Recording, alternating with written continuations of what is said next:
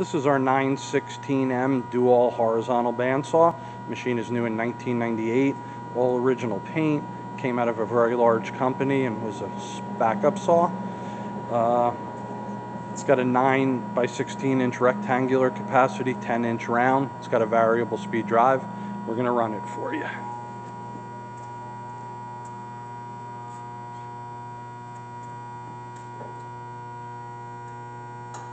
Bring the head up, it's in the lock position. And speeding up. Slowing down the blade. And lowering.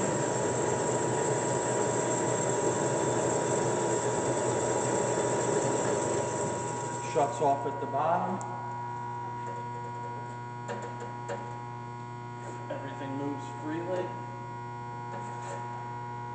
Vice also. This is our 9 by 16 Doall band saw. Thank you for watching.